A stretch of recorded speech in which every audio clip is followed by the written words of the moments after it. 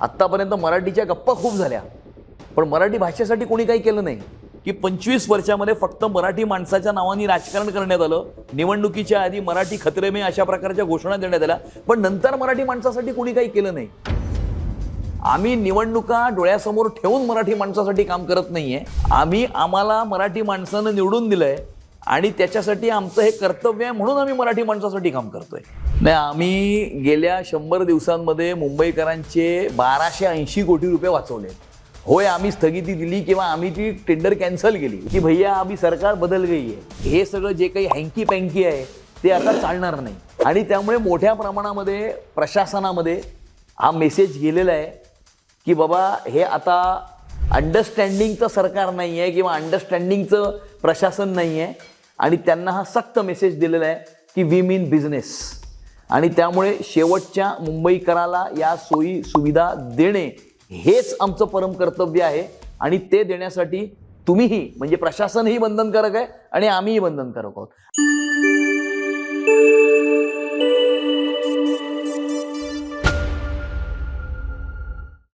हातातला चहाचा कप बघून तुमच्या लक्षात आलं असेलच की चाय पे चर्चा सुरू आहे आणि ही चर्चा आम्ही होस्ट करतोय. आज मी एकटाच माझ्या पाहुण्यांना प्रश्न विचारणार नाही, तर माझ्यासोबत आज 2 धुरंधर पत्रकार आहेत, जी मांदियाळी आमच्या या उजव्या विचारांच्या पत्रकारांची आहे, ज्यांची नावं घेतली जातात क्रमाने. त्यातली ही 2-3 नावं आज तुमच्यासमोर पडद्यावर दिसतील.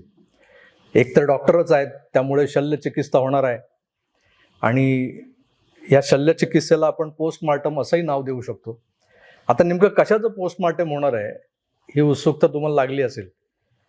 मुंबई महानगरपालिका गेली कित्येक वर्ष एकच पक्ष, एकच नाव, एकच राजघराणं ज्याच्यावर राज करत होतं आणि त्यांनी कशी मुंबई बर्बाद करून सोडली यावर कित्येकदा आसवं ढाळणारी लोकं पाहिली, मोठमोठ्यानं आकांड तांडव करून बोलणारी लोकं पाहिली. आणि सरतेशेवटी झालं काय, निवडणुकीचा निकाल लागला आणि भारतीय जनता पक्षाचं सरकार सोबत शिवसेना असलेलं सरकार मुंबई महानगरपालिकेत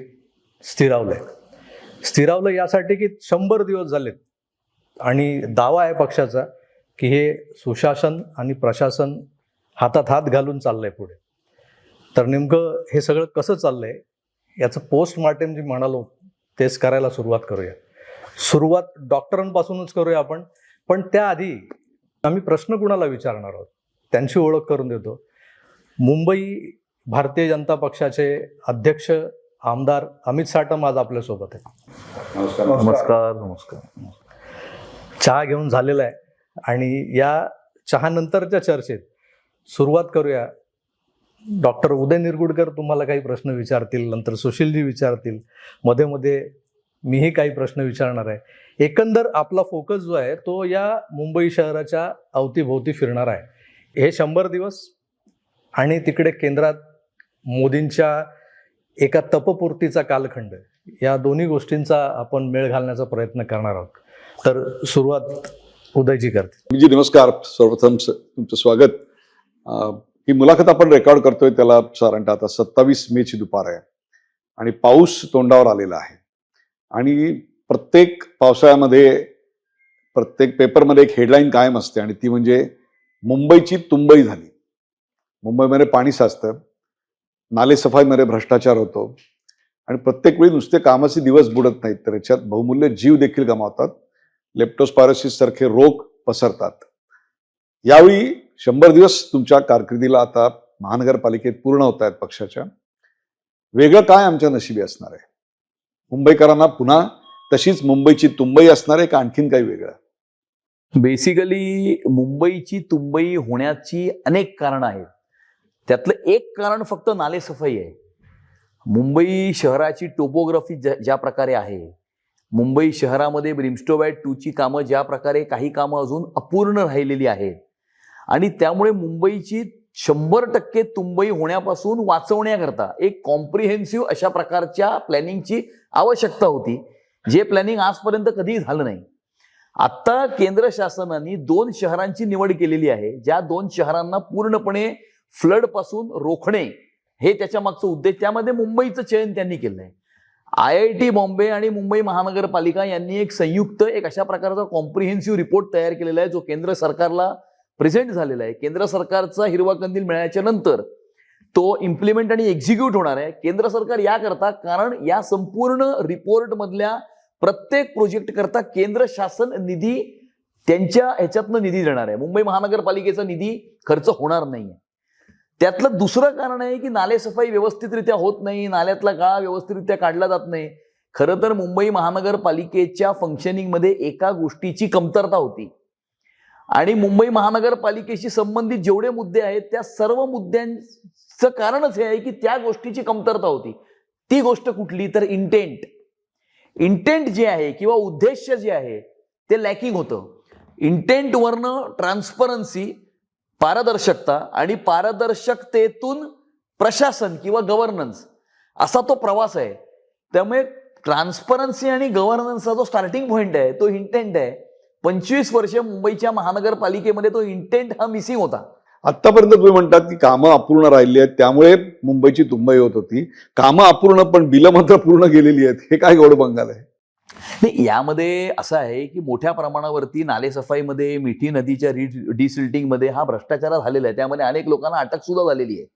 आणि त्यामुळे आज जर तुम्ही ह्या घटकेला बघाल की मिठी नदीचा टार्गेटेड गाळ हा गेल्या वर्षीच्या टार्गेटेड गाळपेक्षा 40% कमी आहे. त्याचं कारण सांगतो तुम्हाला. यावर्षी 60%च गाळ हा टार्गेटेड आहे. याचा अर्थ हा होतो की उर्वरित जो 40% गाळ होता तो फक्त पेपरवरचा होता, बिलांसाठी होता. आणि त्यामुळे आता सर्वात महत्वाची गोष्ट मुंबई महानगरपालिकेच्या फंक्शनिंगमध्ये जी आम्ही आणली आहे ती इंटेंट. आणि इंटेंटवरनं पारदर्शकता आणि पारदर्शकतेतून सुशासन म्हणजे गव्हर्नन्स. आणि त्यामुळे इंटेंट हे आहे आमचं चांगलं काम करण्याचं, भ्रष्टाचार विरहित प्रशासन देण्याचं, सुशासन देण्याचं.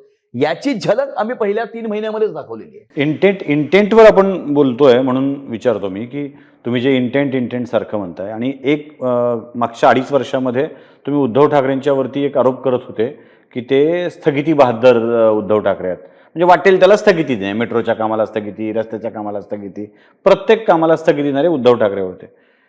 त्यांच्यावर स्थगितीचा आरोप करून तुम्ही आता मनपाच्या कितीतरी कंत्राटांना स्थगिती दिली आहे, कितीतरी कंत्राटं थांबवली आहेत. ते मुंबईचे विकास काम करणारी कंत्राटक होती म्हणून थांबवली आहेत, कारण आकडा कोट्यवधींच्या कंत्राटांच्या कामाचा आहे. अशी तुम्ही जर स्थगिती देणार असाल तर तुम्ही स्थगिती बहादरच आहेत ना. नाही, आम्ही गेल्या 100 दिवसांमध्ये मुंबईकरांचे 1280 कोटी रुपये वाचवले. होय, आम्ही स्थगिती दिली किंवा आम्ही ती टेंडर कॅन्सल केली. उदाहरण सांगतो, 490 कोटी रुपयाचं झूचं टेंडर होतं. त्याच्यामध्ये अशी कंडिशन टाकण्यात आली होती की मुंबई शहरामध्ये झू करण्याकरता मुंबईमध्ये फ्लायओव्हर बांधणं हे आवश्यक आहे. तर झू आणि फ्लायओव्हर याचा संबंध काय बाबा? तर कुठल्या तरी विशिष्ट प्रकारच्या कॉन्ट्रॅक्टरला क्वालिफाय करण्याकरता ती कंडिशन टाकण्यात आली होती. म्हणजे ते टेंडर रिग्ड होतं. म्हणून 490 कोटी रुपयाचं झूचं टेंडर आम्ही कॅन्सल केलं. प्रशासनाला पुन्हा नव्यानं ते टेंडर तयार करण्यासाठी सांगितलं. एक टेंडर असं होतं जे रेलिंग लावायचं. मुंबई शहरामध्ये बोलार्ड आणि रेलिंग लावण्यासाठी 384 कोटी रुपये खर्च करणार होते. असे 384 कोटी रुपयाचे कुठले रेलिंग आणि कुठले बोलार्ड हे लावणार आहेत हा प्रश्न आम्हाला पडला. त्यामुळे ते आम्ही रद्द केलं. आम्ही पत्र दिल्याच्या 2 तासामध्ये ते रद्द करण्यात आलं. त्यानंतर थर्मोस्टॅटिक पेंटचं 150 कोटी रुपयाचं टेंडर होतं. आता ज्या वेळेला आपण रस्ते बनवतो त्याच वेळेला पेंट मारायचं असतं. रस्त्याच्या कामामध्ये ते इन्कॉर्पोरेट करायचं असतं. रस्त्याला पेंट मारायचं 150 कोटीचं वेगळं टेंडर कुठलं?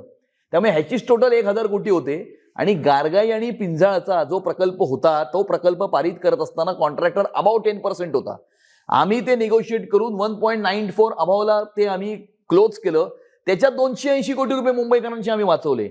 त्यामुळे आम्ही चुकीच्या किंवा अननेसेसरी म्हणजे अनावश्यक अशा प्रकारच्या रिग्ड टेंडर्सला आम्ही स्थगिती दिली. आम्ही ते बंद केलं, आम्ही ते कॅन्सल केलं. आणि नव्यानं त्या ठिकाणी जे आवश्यक आहे मुंबईकरांकरता, मुंबईकरांचा पैसा वाया न घालवता जी कामं आवश्यक आहेत तेवढीच कामं करण्याचे निर्देश हे प्रशासनाला दिलेले आहेत. आता एक सर्वात महत्वाचं काम आहे आणि ते म्हणजे प्रत्येक पावसाळ्यात असं आश्वासन दिलं जातं याच्या आधी की मुंबई ही खड्डेमुक्त होणार आहे. परंतु आम्हाला मुंबईमध्ये खड्डा नाही असा रस्ता दिसत नाही अशी परिस्थिती आहे. यावर्षी तरी किमान आपल्याला पावसाळ्यामध्ये खड्डे न पडता प्रवास करता येईल असं आश्वासन तुम्ही देताय? मी नक्कीच तुम्हाला हे आश्वासन देऊ शकतो की दरवर्षी ज्या प्रकारे मुंबई शहराच्या रस्त्याला खड्डे पडतात किंवा चाळण होते, अशा प्रकारची परिस्थिती ही निर्माण होणार नाही. पण काही रस्ते, फॉर एक्झाम्पल मुंबई शहराच्या रस्त्याची लेंथ ही 2050 किलोमीटर आहे. त्यामधले 1200 किलोमीटरचे रस्ते हे ऑलरेडी सीसी झाले होते 2022 पर्यंत. 2022च्या नंतर आम्ही साधारणतः 700 किलोमीटरच्या रस्त्याचं कॉन्क्रिटीकरण हे कामाला सुरुवात केली. हे अजूनही चालू आहे. पुढच्या मे मध्ये म्हणजे मे 2027 पर्यंत या संपूर्ण 700 किलोमीटरच्या कॉन्क्रिटीकरण हे पूर्ण होईल. म्हणजे मे 2027 मध्ये 2050 पैकी 1900 किलोमीटरचे रस्ते मुंबई शहरातले सीसी झालेले असतील. आणि त्यामुळे पूर्णपणे सीसी करण्याच्या ह्याच्यावरती आमचं भर आहे. आणि तुम्ही हे बघाल की दरवर्षी मुंबई शहरामध्ये ज्या वेळेला दर पावसाळ्यात पॉटहोलसाठी टेंडर काढते कॉर्पोरेशन, दरवर्षी खड्ड्याचं टेंडर कॉर्पोरेशनचं 100 कोटीचं असतं. यावर्षी फक्त 45 कोटीचंच टेंडर हे मुंबई महानगरपालिकेने काढलेलं आहे. याचाच अर्थ हा होतो की आता मुंबई महानगरपालिकेला पॉटहोलसाठी तेवढा निधी खर्च करावा लागत नाही, कारण मुंबईतले मेजॉरिटरी रस्ते ही सीसी झालेले आहेत. आणि याचं प्रत्यय जे आहे ते तुम्हाला दिसेलच. परंतु जे रस्ते अजूनपर्यंत केलेले नाही आहेत किंवा जुने आहेत, त्यामध्ये कदाचित काही आपल्याला अशा परिस्थितीला सामना करावा लागेल. पण त्याच्याकरता 45 कोटीचं पॉटहोलचं टेंडर काढलं. तिसरा महत्वाचा पावसाळ्यामधली हेडलाईन असते ती म्हणजे जोराचा पाऊस झाला, इमारत खचली, इमारत पडली, जीर्ण झालेली इमारत होती आणि त्याच्यात नागरिकांचा मृत्यू झाला. या सगळ्याला शेवटी जबाबदार कोण असतं? तर एकमेकांवर आरोप ढकलून गेलेल्या माणसांचे जीव परत येत नसतात. तर मला असं वाटतं सुशासनाचा दावा आपण करताय, तर या पावसाळ्यामध्ये अशा प्रकारे जुन्या इमारतींमध्ये, पडायला आलेल्या इमारतींमध्ये निरपराध नागरिकांचे मृत्यू होणार नाहीत याच्याकरता आपण काय केलंय? हे प्रशासनाला C1 नोटीस दिलेल्या सर्व इमारती, म्हणजे डिलॅपिडेटेडची नोटीस दिलेल्या सर्व इमारती इव्हॅक्युएट करण्याकरता सांगितलेले आहेत. दर पावसाच्या आधी प्रशासन C1च्या नोटीस दिलेल्या किती इमारती आहेत याचं इव्हॅक्युएशन जे असतं ते दरवर्षी ते करतच असतात. त्यामुळे यावर्षीही अगदी कटाक्षाने याचं पालन करून C1च्या नोटीस दिलेल्या जेवढ्या इमारती असतील त्या सर्वच्या सर्व इमारती इव्हॅक्युएट करा, अशा प्रकारचे सक्त आदेश हे प्रशासनाला या संदर्भामध्ये दिलेले आहेत. एकंदर आता या सगळ्या आपल्या चर्चेचा जो रोख आहे ना, तो तुमच्या एकूण प्रशासनातला जो ज्याला आपण पारदर्शकता म्हणतो, त्या पारदर्शकता आणण्यासाठी तुम्ही मागे एकदा म्हणाला होतात की स्टँडिंग मधलं अंडरस्टँडिंग आम्ही थांबवलंय. ते नेमकं कसं थांबवलंय तेही तुमच्याकडून जाणून घ्यायचंय. दुसरी गोष्ट अशी आहे की ते जे आपल्या सरकारी खरेदी विक्रीसाठी एक पोर्टल आहे, त्याला जेम पोर्टल म्हणतो आपण, त्या जेम पोर्टलचा या सगळ्या टेंडर नोटीस आणि या कंत्राटांमध्ये फार महत्त्वाचा रोल असतो. पण तिकडे बहुतेक यापूर्वी मुंबई महानगरपालिकेनं पालिकेच्या प्रशासनानं दुर्लक्ष केलं होतं.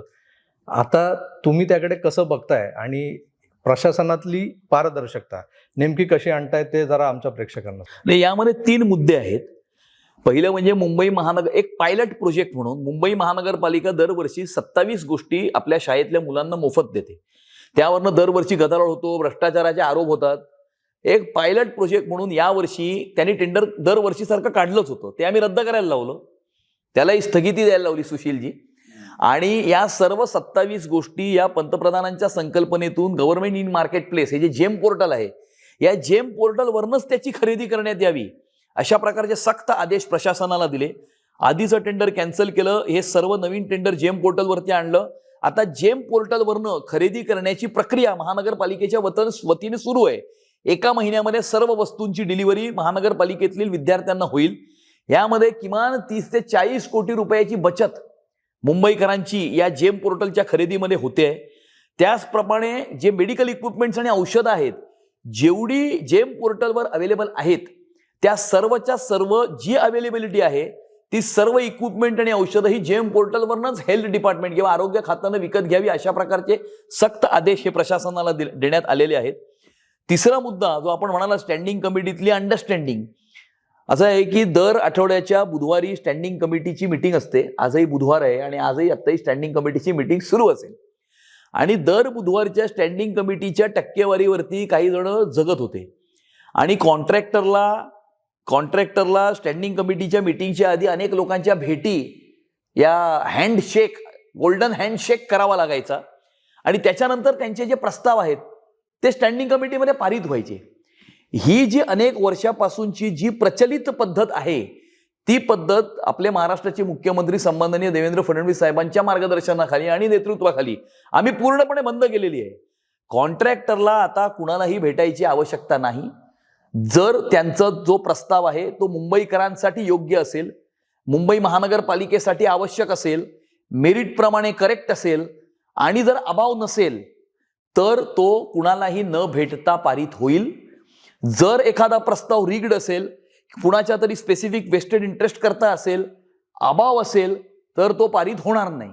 त्यामुळे कुणाला तुम्ही भेटाल म्हणून तुमचा प्रस्ताव पारित होईल किंवा कुणाला भेटलाच नाही म्हणून पारित होणार नाही, अशा प्रकारची स्थिती आता मुंबईच्या महानगरपालिकेतल्या स्टँडिंग कमिटीत राहिली नाही.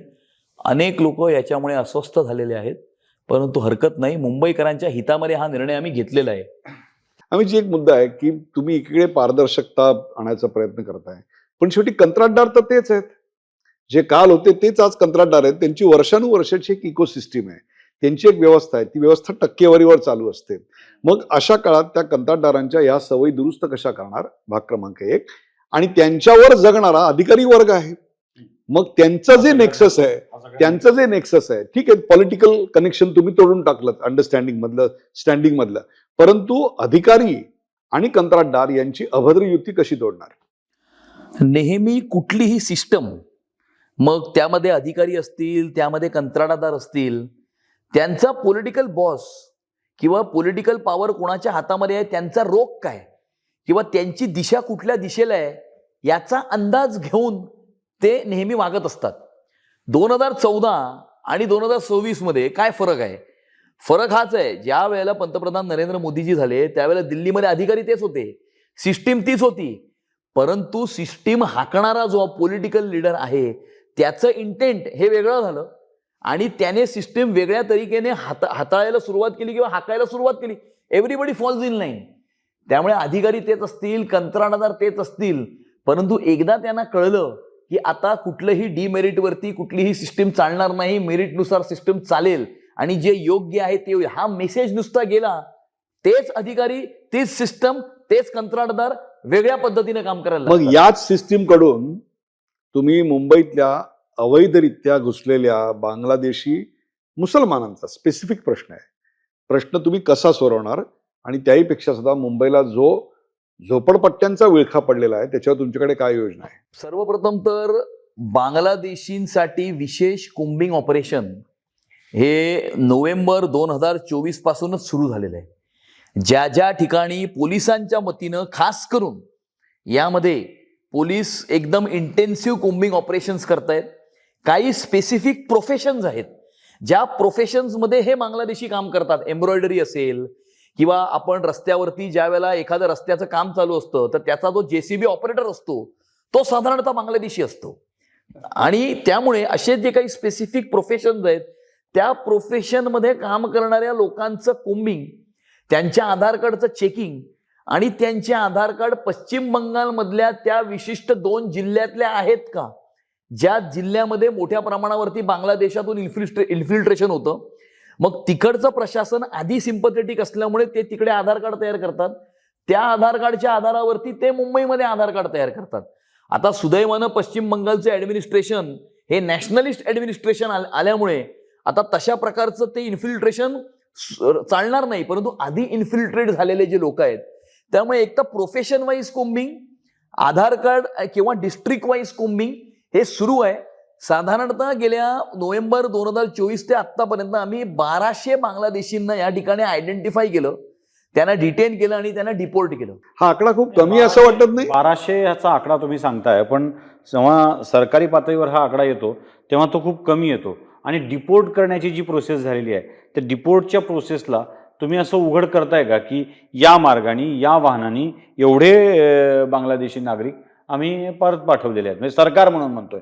तर आता तुम्ही भाजपचे अध्यक्ष आहात, पण बाळासाहेब ठाकरे यांनी काही वर्षापूर्वी मुंबईमध्ये काही लाख बांगलादेशी आहेत असं विधान केलं होतं आणि त्याच वेळेला 1999 साल असेल, या देशामध्ये मिलिटरीचा रिपोर्ट आहे 1,90,00,000 बांगलादेशी आहेत असं सांगितलं होतं. आता हे जे बांगलादेशी आहेत ते काही 24 परगणा आणि या भागात मुर्शिदाबाद मधनं येतात, त्या जिल्ह्यात ते राहत नाहीत कारण त्यांची स्टँडर्ड ऑफ लिव्हिंग तिकडचं आहे ते बांगलादेशपेक्षा वाईट आहे.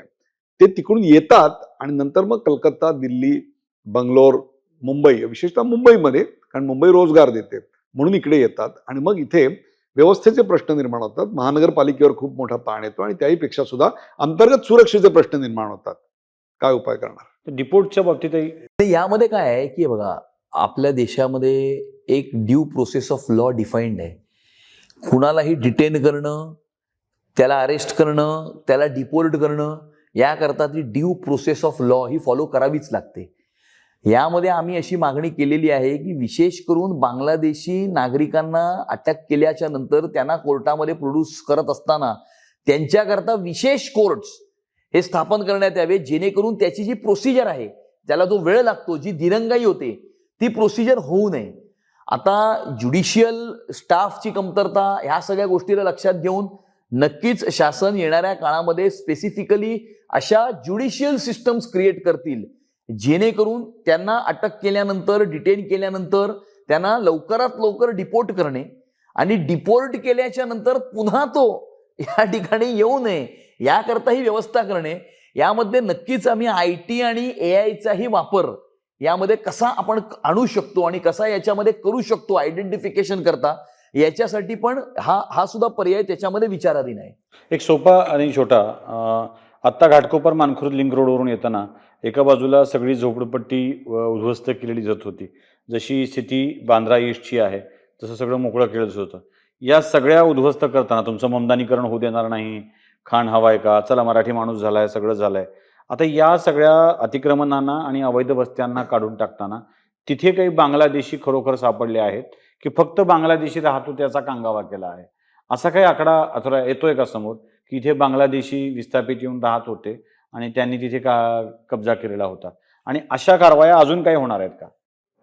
बघा, मुंबईला स्लम फ्री करण्यासाठी आपण जसं विचारलं तसं आता 6-8 महिन्यापूर्वीच म्हणजे ऑक्टोबर 2025 मध्ये महाराष्ट्र शासनाने एक स्लम क्लस्टरची पॉलिसी आणली आहे. त्या स्लम क्लस्टरच्या पॉलिसीच्या अंतर्गत 50 एकरची जर सलग झोपडपट्टी असेल तर क्लस्टरच्या अंतर्गत ती आपण डेव्हलप करू शकतो आणि त्यामध्ये काही गोष्टी ओव्हररूल करून त्या ठिकाणी कॉन्ट्रॅक्टर अपॉइंट करून आपण ते करू शकतो. ही पॉलिसी आणली आहे. नक्कीच या पॉलिसीचा उपयोग मुंबई शहराला स्लम फ्री करण्यासाठी होईल आणि SRAचा हे उद्देश आहे की पुढच्या 4 वर्षांमध्ये किमान 5 लाख युनिट्स हे झोपडपट्ट्यांचे तयार मुंबई शहरामध्ये झाले पाहिजेत, हे त्याच्या मागचं उद्देश आहे. दुसरा आपला जो प्रश्न आहे, ज्या ठिकाणी डिमॉलिशन होत आहे आणि ज्या ठिकाणी जे इनएलिजिबल झालेले आहेत त्या इनएलिजिबलचं जो बॅकग्राऊंड चेक आहे तो त्याच्यामध्ये करावा लागेल. आता त्यांनी आपले इकडचे डॉक्युमेंट्स दिले असतील एलिजिबिलिटी करता, त्यांनी इकडचा आधार कार्ड दिला असेल, पण तो आधार कार्ड इकडचा आहे, पण तो इकडचा आधार कार्ड कुठल्या आधार कार्डच्या आधारावरती तयार करण्यात आला याचं त्याच्यामध्ये बॅकग्राऊंड चेक करणं आवश्यक आहे. कंबरसम प्रोसेस आहे ती. तरच आपल्याला हे कळेल की या ठिकाणी ज्या झोपडपट्ट्या तोडल्या जात आहेत त्याच्यामध्ये जे इनएलिजिबल आहेत ते इनएलिजिबल बांगलादेशहून आले होते का, या प्रश्नाचं उत्तर त्यांच्या आधीच्या आधार कार्डचा जर अभ्यास केला तरच ते उत्तर आपण देऊ शकतो. अन्यथा ते उत्तर आपण देऊ शकत नाही, कारण इकडे पेपर प्रोड्यूस करताना त्यांनी मुंबईतच आधार कार्ड प्रोड्यूस केलं. नाही काय अमितजी, ह्या ज्या झोपड्या आहेत या झोपड्या ज्या आहेत त्या झोपड्यांमध्ये जे वसलेली लोक आहेत सगळी परप्रांतीय आहेत असं आपण समजून चाललो. आपण आता त्यात बांगलादेशी, रोहिंग्या वगैरे यांच्याकडे न जाता UP बिहार पासून उत्तर भारतातले असंख्य लोक इथे पूर्वापार राहत आहेत. हे लोक राहत आहेत, यांच्यासाठी जेव्हा अशा पद्धतीच्या जेव्हा या तोडक कारवाया होत्या त्यानंतर मग त्यांच्या झोपड्या अधिकृत ठरवल्या जातात, मग त्यांना SRA किंवा इतर कुठल्या तरी PAP मधून म्हणजे प्रकल्प बाधित म्हणून त्यांना घरं मुंबईत दिली जातात. त्यावेळी कुठेतरी एक मराठी माणूस म्हणून मला दुःख होतं वैयक्तिकरित्या की मी मुंबईत घर घेण्यासाठी 1 करोड, 1.5 करोड, 2 करोडचं जुगाड करताना मला जो त्रास होतोय किंवा जेवढं कर्ज माझ्या डोक्यावर उभं राहतंय आणि मग दर महिन्याला त्या EMIचा जो काही फेरा माझ्या मागे लागतोय, त्या तुलनेत ही लोक जे बाहेरून आलेले आहेत आणि त्यांना अशा पद्धतीनं प्रशासन जर वागवत असेल की निव्वळ तुम्ही आलात, तुमची झोपडपट्टी होती, तोडली आणि त्याच्या बदल्यात आता मग तुमची कागदपत्र तपासून तुम्हाला आम्ही घराच्या बदल्यात घर देतोय, या पॉलिसीत काही बदल करता येऊ शकतो का, हा एक माझा प्रश्न आहे. या शहराचा जो चेहरा आहे मूळचा, जो तुम्ही फार आग्रही भूमिकेने मांडला होता निवडणुकीपूर्वी, की ममदानीकरण होऊ द्यायचं नाही, म्हणजे काय करायचं की याची मराठी तोंडवळा आहे जो तो कायम ठेवायचा मुंबईचा. मग आता मराठी तोंडवळा शिल्लक राहील का? मुंबईमध्ये साधारणतः 50% मुंबईकर हे झोपडपट्टीत राहतात. आता 50% जे झोपडपट्टीत राहतात त्याच्यामध्ये सर्व आहेत, त्याच्यात मराठी आहेत आणि त्याच्यात अमराठी आहेत. आपल्याकडे SRAच्या पॉलिसीच्या अंतर्गत काही नियम आहेत. 2000ची डेटम लाईन आहे, ती नंतर आपण 2011 केलेली आहे. आणि 2011 म्हणजे आजपासून 15 वर्षापूर्वी, आणि साधारणतः 15 वर्षाचा जर कोणाचं कुठल्या एका ठिकाणी वास्तव्य असलं तर त्याला डॉमिसाईल सर्टिफिकेट हे त्या राज्यामध्ये दिलं जातं. आणि त्यामुळे 2011 पर्यंत जे जे स्ट्रक्चर्स आहेत त्या स्ट्रक्चर होल्डरला SRA किंवा महानगरपालिका ही ग्राह्य धरते, ही एलिजिबल ठरवते. ती एलिजिबल ठरवत असताना त्याची जात किंवा त्याचा धर्म किंवा त्याची भाषा हे बघितलं जात नाही. आणि त्यामध्ये मुंबई शहरामध्ये साधारणतः आजही 35, 36 किंवा 37% मराठी माणूस, मराठी पॉप्युलेशन आहे. आणि मुंबई शहरामध्ये एका सिंगल भाषेचा बोलणारा सगळ्यात मोठा पॉप्युलेशन हे मराठीच आहे, कारण 100मध्ये 37 मराठी आहेत. आणि त्यामुळे झोपडपट्ट्यांचं पुनर्वसन होत असताना ज्या लोकांना घरं मिळत असतात त्यामध्ये मराठी माणूसही मोठ्या प्रमाणावरती 1970च्या दशकामध्ये ज्या वेळेला दुष्काळ पडला होता महाराष्ट्रामध्ये, तेव्हा महाराष्ट्राच्या कानाकोपऱ्यातून तिकडनं अनेक लोक रोजगारासाठी मुंबईत आले होते. जिथे जागा मिळेल तिथे त्या ठिकाणी त्यांनी घरं बांधली होती. त्यामुळे मोठ्या प्रमाणावरती कोकणातनं रोजगारासाठी आपला चाकरमानी मोठ्या प्रमाणावरती भांडूप, विक्रोळी, जोगेश्वरी पूर्व, दिंडोशी, अंधेरी पूर्व या सगळ्या भागांमध्ये आपला कोकणी माणूस सुद्धा राहतो. आणि त्यामुळे झोपडपट्टीचं पुनर्वसन होत असताना ज्या वेळेला अधिकृत घरं दिली जातात त्यामध्ये मोठ्या प्रमाणावरती मराठी माणसालाही त्यामध्ये घरं मिळतात. हा पहिला मुद्दा झाला. दुसरा मुद्दा, मला असं वाटतं की आतापर्यंत फक्त मराठी माणसाच्या नावावरती राजकारण झालं. मी BDD चाळीचं तुम्हाला सगळ्यात मोठं उदाहरण आहे. BDD चाळी या गेल्या 102-103 वर्षापासून BDD चाळी वरडी आणि त्या मध्य मुंबईच्या भागामध्ये आहेत. परंतु खऱ्या अर्थानं त्या BDD चाळीत राहणाऱ्या 160 फुटाच्या खोलीमध्ये राहणाऱ्या मराठी माणसाला 500 फुटाचं घर तर भारतीय जनता पार्टीच्या सरकारने दिलं. त्यामुळे आज ज्या काही BDD चाळीमध्ये बिल्डिंग उभा राहिल्या आहेत आणि आपण ज्या मला वाटते 1000, 1200, 2000 लोकांना चाव्या दिल्या आहेत त्यामध्ये 80% मराठी माणूसच आहे. त्यामुळे या सरकारच्या योजना, म्हाडाचं डेव्हलपमेंट असेल, BDD चाळीचं डेव्हलपमेंट असेल, याचा सगळ्यात जास्त उपयोग हा मराठी माणसाला होतोय. फरक एवढाच आहे की 25 वर्षामध्ये फक्त मराठी माणसाच्या नावाने राजकारण करण्यात आलं. निवडणुकीच्या आधी मराठी खतरे में अशा प्रकारच्या घोषणा देण्यात आल्या, पण नंतर मराठी माणसासाठी कोणी काही केलं नाही. आम्ही निवडणुका डोळ्यासमोर ठेवून मराठी माणसासाठी काम करत नाहीये. आम्हाला मराठी माणसानं निवडून दिलंय आणि त्याच्यासाठी आमचं हे कर्तव्य आहे म्हणून आम्ही मराठी माणसासाठी काम करतोय. हा काही लोकांमधला आणि आमच्यातला फरक. मराठीचा एक मुद्दा आणखीन असा आलेला आहे की 15 ऑगस्ट नंतर ज्या रिक्षा, टॅक्सी वगैरे आहेत त्यांचे जे सगळे चालक आहेत त्यांना मराठी अनिवार्य करण्यात आलेली आहे. त्यांना मराठी जर बोलता आलं नाही तर त्यांची लायसन्सेस सुद्धा रद्द करण्यापर्यंतची भाषा करण्यात आलेली आहे. यावर आपल्या शासनाची काय भूमिका असणार आहे? मला असं वाटतं की यामध्ये आता शासन एक मराठीचं speaking English, practical Marathi, speaking मराठीचा एक अभ्यासक्रम हा क्रिएट करतायत. या सर्व रिक्षा आणि टॅक्सी चालकांना तो अभ्यासक्रम घ्यावा लागेल, त्याच्यामध्ये पास व्हावं लागेल आणि त्याच्यानंतर ते स्पीकिंग मराठीमध्ये त्याच्यामध्ये एलिजिबल ठरले तर दे कॅन कंटिन्यू. कारण आपली ही भूमिका आहे की महाराष्ट्रामध्ये राहणाऱ्या किंवा या मुंबई शहरामध्ये राहणाऱ्या प्रत्येक व्यक्तीला मराठी आलीच पाहिजे, मराठी बोललीच पाहिजे. आणि या मुंबई शहरामध्ये मग जे कोणी राहतात, मग ते देशातल्या कुठल्याही कानाकोपऱ्यातून आले असतील, कुठल्याही प्रांतातून आले असतील, पण ते जर मराठी भाषा बोलतात आणि मराठीचा सन्मान करतात तर ते सर्व मराठीच आहेत अशी आमची भूमिका आहे. जोडून एक प्रश्न आहे आणि तो म्हणजे आता उत्तर प्रदेश आणि पश्चिम बंगालमध्ये अशी एक अंमलबजावणी तीव्रतेने करण्यात आली आणि ती म्हणजे रस्त्यावर कोणत्याही प्रकारे नमाज पडू दिला जाणार नाही, असा सुप्रीम कोर्टाने निकाल दिलेला आहे. मुंबईच्या बाबतीत निकाल आलेला आहे की भोंगे काढून टाका, रस्त्यावरचे नमाज बंद करा. अंमलबजावणी कधी होणार? नाही, भोंग्यांची अंमलबजावणी ही झालेली आहे. नोव्हेंबर 2024च्या नंतर मुंबई शहराला खऱ्या अर्थानं भोंगामुक्त हे करण्यात आलेलं आहे. काही तुरळक भागांमध्ये चालू असतील पण तिकडे तक्रार केल्यानंतर पोलीस जे आहेत ते त्वरित त्याच्यामध्ये कारवाई करतात. आणि ह्यामागे कुठल्याही एका धर्माचा विषय नाही. कुणाचाही धर्म असेल, तुमचा असेल, माझा असेल, अजून कोणाचा असेल, तो आयदर घरामध्ये असला पाहिजे किंवा त्याच्या प्रार्थना स्थळांमध्ये असला पाहिजे. रस्त्यावरती किंवा पब्लिकली अशा प्रकारे कुणीही आपल्या धर्माचं जे काही हे करू नये, ही आमची भूमिका आहे. हे कुठल्याही एका पर्टिक्युलर धर्माच्या विरुद्ध नाही आहे, परंतु रस्त्यावरती हे करून अशा प्रकारे ट्रॅफिक कंजेशन क्रिएट करून दुसऱ्यांना त्रास देऊन, शेवटी धर्म काय शिकवतो? धर्म तर हेच शिकवतो की सगळ्यांना आपलं करा, कोणालाही त्रास देऊ नका. त्यामुळे धर्माची प्रॅक्टिस करत असताना इतरांना त्रास होऊ नये, ही आमची भूमिका आहे. आणि भोंगामुक्त मुंबई शहर हे झालेलं आहे. 2 प्रश्न जोडून विचारतोय मगाच्या मुद्द्यालाच पुढे नेत नेत. एक, ज्या तोडक कारवाया झाल्यात त्या कारवाया अजून काही ठिकाणी होणार आहेत का, असा प्लॅन? म्हणजे महानगरपालिकेचा, राज्य सरकारचा, तुम्ही मुंबई भाजपचे अध्यक्षही आहात, आमदारही आहात आणि भाजपचे प्रमुख म्हणून सुद्धा काम करतात. या सगळ्यामध्ये अजून काही अशा कारवाया या शहरामध्ये होणार आहेत का, नंबर 1.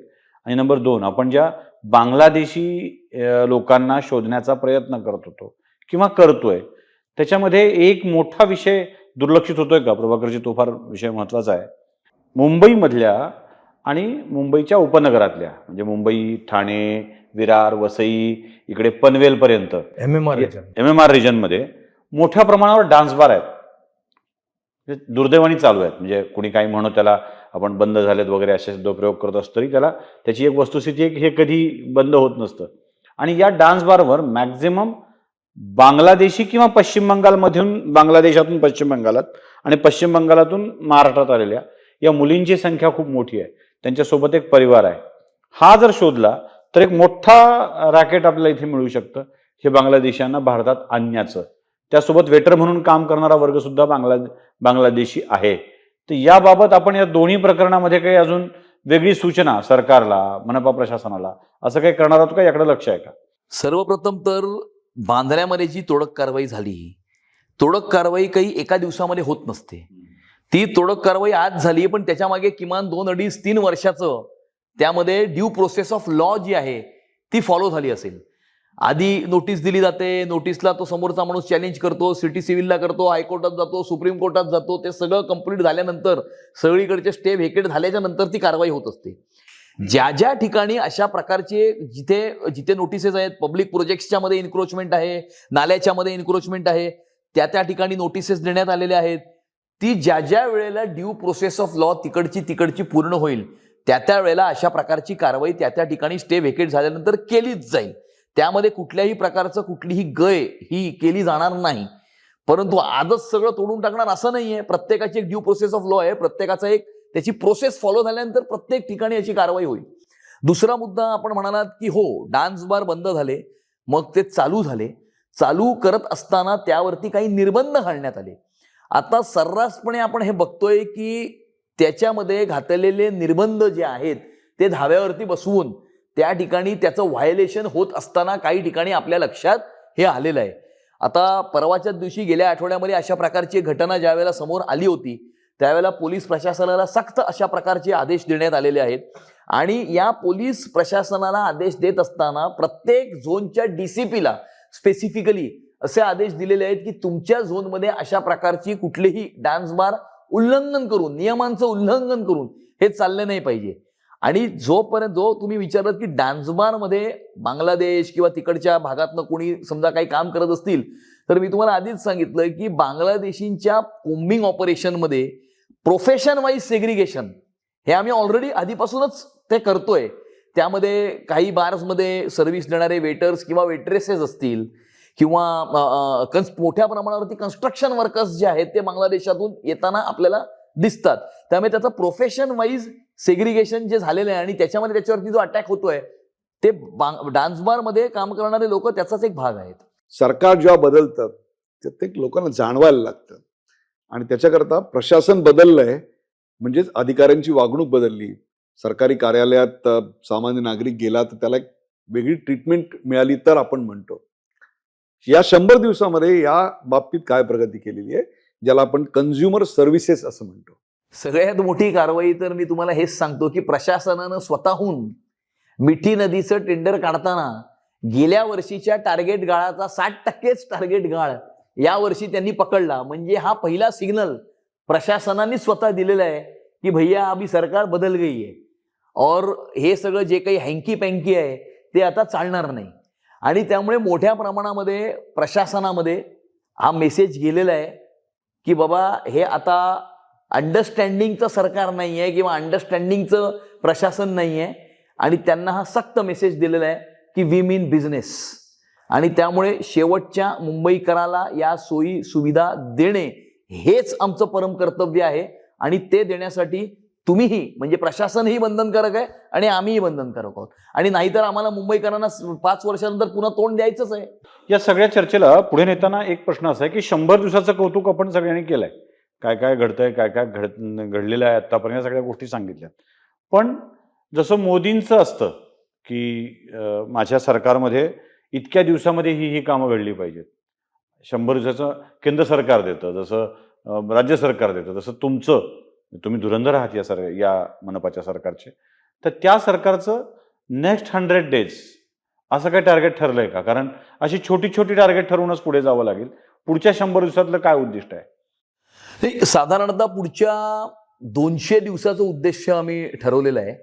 त्यामध्ये डॉक्टर बाबासाहेब आंबेडकरांच्या संविधानिक मूल्यांच्या आधारावरती महानगरपालिकेच्या विद्यार्थ्यांकरता आम्ही एक विशेष अभ्यासक्रम हा निर्माण करीत आहोत. त्यानंतर आपण मराठी भाषेला, आत्तापर्यंत मराठीच्या गप्पा खूप झाल्या पण मराठी भाषेसाठी कोणी काही केलं नाही. मराठी भाषेचा प्रचार आणि प्रसार हा जगभरामध्ये, जगाच्या पाठीवरती, म्हणजे अगदी इंटरनॅशनल मराठी कम्युनिटीपर्यंत मराठी भाषा पोहोचवण्यासाठी महानगरपालिका विशेष कार्यक्रम हे महानगरपालिकेच्या कार्यक्षेत्राच्या बाहेरही आयोजित करणार आहे. म्हणजे बाहेर जाऊन आयोजित करणार आहे एकदा एनर्जी क्रायसिस वगैरे सगळं संपल्यानंतर. आणि पार्टिसिपेट मुंबई नावाचं एक पोर्टल महानगरपालिका निर्माण करत आहे, ज्यामध्ये मुंबई शहरामध्ये अनेक दानशूर व्यक्ती आणि संस्था आहेत ज्यांना मुंबईसाठी काहीतरी करायचं आहे. पण त्यांना हे माहीतच नाही की ही रिक्वायरमेंट इकडे आहे, ह्या हॉस्पिटलमध्ये फिल्ट्रेशन प्लांट पाहिजे, या शाळेमध्ये स्क्रीन पाहिजे, माहीतच नाही. त्यामुळे मुंबई महानगरपालिकेच्या सगळ्या रिक्वायरमेंट ह्या एका पोर्टलवरती आणायच्या. त्या रिक्वायरमेंट 15 दिवसाकरता त्या पोर्टलवरती असतील. ज्यांना ते डोनेट करावं असं वाटतं ते डोनेट करतील. आणि 15 दिवसापर्यंत जर त्याच्याकरता कोणी डोनर आला नाही तरच ते सेंट्रल परचेस डिपार्टमेंटमध्ये टेंडर करता जाईल. असं पार्टिसिपेट मुंबई नावाचं पोर्टल. या पोर्टलमधनं एकतर मुंबईकरांना मुंबई महानगरपालिकेच्या माध्यमातून मुंबईसाठी काहीतरी करण्यासाठी एक संधी मिळेल. आणि दुसरं 1000 कोटीची बचत मुंबईच्या महानगरपालिकेची याच्या माध्यमातून होईल. CSR फंडाबद्दल CSR पोर्टल. दुसरा एक प्रश्न आहे की या 100 दिवसाला पॅरलल जाणारी एक गोष्ट आहे ती म्हणजे मोदीजींची तपपूर्ती आहे. या काळामध्ये मुंबईला मोदी सरकार आल्यामुळे नेमकं काय मिळालं असं आपल्याला वाटतं आणि पुढच्या काळामध्ये काय अपेक्षा करावी की this is what central government will give? नाही, मुंबईला मोदी सरकार आणि देवेंद्रजींच्या सरकारमुळेच आज मुंबई शहरामध्ये जे आपल्याला बघायला मिळतंय, मेट्रो बघायला मिळते, आपल्याला अटल सेतू बघायला मिळतोय, आपल्याला कोस्टल रोड बघायला मिळतोय, आपल्याला CCTV कॅमेराज आपल्याला बघायला मिळत आहेत, आपल्याला नवी मुंबईचं इंटरनॅशनल एअरपोर्ट बघायला मिळत आहे. हे सगळं हे मोदीजींच्या आणि देवेंद्रजींच्या सरकारमुळेच बघायला मिळत आहे. म्हणजे केंद्र आणि राज्य सरकारमुळे आपल्याला बघायला मिळत आहे. मुंबई महानगरपालिकेमुळे काय बघायला मिळत आहे? आणि त्यामुळे मोदीजींचे व्हिजन आणि देवेंद्रजींचे मार्गदर्शन याच्यातून भविष्यामध्ये अशाच प्रकारचं काम हे मुंबईच्या महानगरपालिकेच्या माध्यमातून मुंबईकरांना अनुभव याचा मिळावा, हे आमचं उद्देश आहे. आणि नक्कीच गेल्या 12 वर्षामध्ये ज्या प्रकारे मोदीजींनी या देशाचं नाव, लौकिक गौरव हा जगभरामध्ये वाढवण्याचं काम केलंय. The value of an Indian passport has multiplied exponentially in the last 12 years. म्हणजे भारत आणि भारतवासीचा मान, सन्मान आणि इज्जत ही संपूर्ण जगभरामध्ये वाढवण्याचं काम हे मोदीजींनी केलंय. त्यामुळे आमचं इन्स्पिरेशनच मोदीजी आहेत, आमचे मार्गदर्शक देवेंद्रजी आहेत. या दोघांकडनं इन्स्पिरेशन आणि मार्गदर्शन घेऊन नक्कीच मुंबई महानगरपालिकेच्या माध्यमातून मुंबईकरांसाठी काहीतरी चांगला देण्याचा आमचा प्रयत्न आहे. भ्रष्टाचार विरहित अशा सुशासनाचे 100 दिवस जे आज झालेत ते कुठेतरी इंटरलिंक होते की मोदींच्या एका तपाच्या पूर्तीनंतर त्यांनी ज्या काही योजना सुरू केल्या होत्या त्या अगदी हळूहळू होत का होईना आपल्याकडे झिरपल्यात. आणि त्याची फलश्रुती म्हणून मुंबई महानगरपालिकेत भारतीय जनता पक्षाचं सरकार आलंय ते प्रशासन सुशासन हे भ्रष्टाचार विरहित करण्याचा प्रयत्न करत आहे. आणि या 100 दिवसांचा एक अशा चर्चेतून आढावा घेण्याचा किंवा काय सुरुवात झाली आहे नेमकी या प्रशासनाच्या एका वेगळ्या बदलाला जी सुरुवात झाली आपण जे म्हणत होतो ती नेमकी कशी असेल किंवा काय झालंय असे काही मूलभूत प्रश्न घेऊन आज आपल्यासोबत सुशील कुलकर्णी जी होते, डॉक्टर उदय निरगुडकर होते सोबत, मीही काही प्रश्न विचारले आणि आपणही त्याला अगदी समर्पक आणि समाधानकारक अशी उत्तरं दिलेली आहेत. मला वाटतं ही जी चर्चा आहे ही जी काही मुंबईपुरती मर्यादित होती ती आता आपण या नोटवर थांबूया. पुन्हा भेटूच. तोवर आपली काळजी घ्या आणि पाहत राहा आपलं आवडतं यूट्यूब चॅनल आकार DG9. धन्यवाद सुशीलजी, धन्यवाद उदयजी, धन्यवाद.